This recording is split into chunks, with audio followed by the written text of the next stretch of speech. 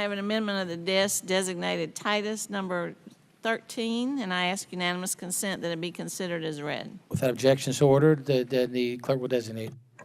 Amendment number 13, offered by Ms. Titus. And Ms. Titus is recognized for 5 minutes to explain her amendment. Thank you. In the bill before us to privatize the nation's air traffic control system, the National Air Traffic Controllers Association, NATCA, has managed to safeguard, at least for the time being, the rights and protections for controllers that are contained in their current collective bargaining agreement with the FAA.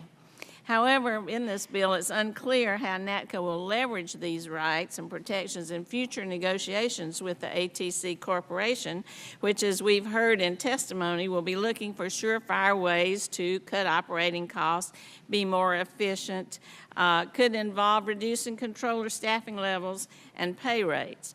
I would also remind you of our good friend, Mr. Bob Poole, who, when I questioned him, and who has been one of the biggest champions of this proposal over time, when he testified in front of this committee, he's done it a number of times, but he was written also extensively about labor cost as being the biggest contributor to running the cost of the system, the cost of running the system.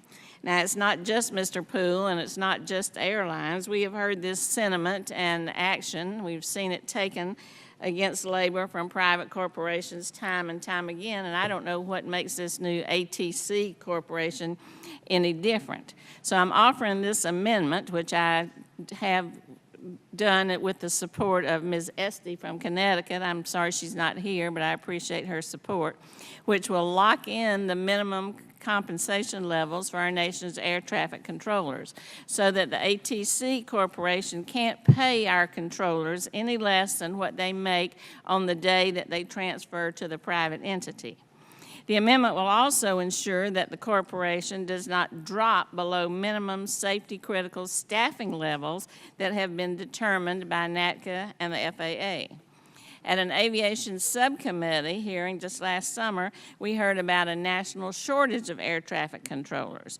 And we heard further about the importance of ensuring that each air traffic control facility is staffed according to objectively calculated staffing needs.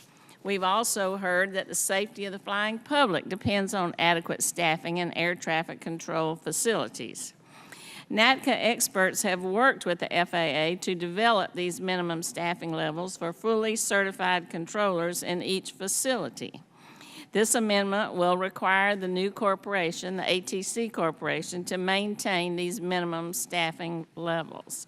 The ATC Corporation must not be permitted in the process of saving money to deviate from these numbers. I think it's literally a matter of life and death. Our air traffic controllers provide an essential service and keep the flying public safe. These demands are only going to increase in the coming years, and I worry that the new private ATC Corporation will not prioritize their concerns in the ever-changing marketplace as they look to be more efficient. I've heard my colleagues now across the aisle time and time again praise our great air traffic controllers. They claim the problem is not with the air traffic controllers. They are protected in this bill. They deserve to be paid and compensated. They're not going to be targeted by the new private corporation. I say, okay, great, now prove it. Vote for this amendment so that you can show that your word is good and that you really do intend to protect these fine public servants under the new private corporation. So I urge your support for this amendment, and I thank you for your time. I thank the gentlelady. I appreciate her offering the amendment.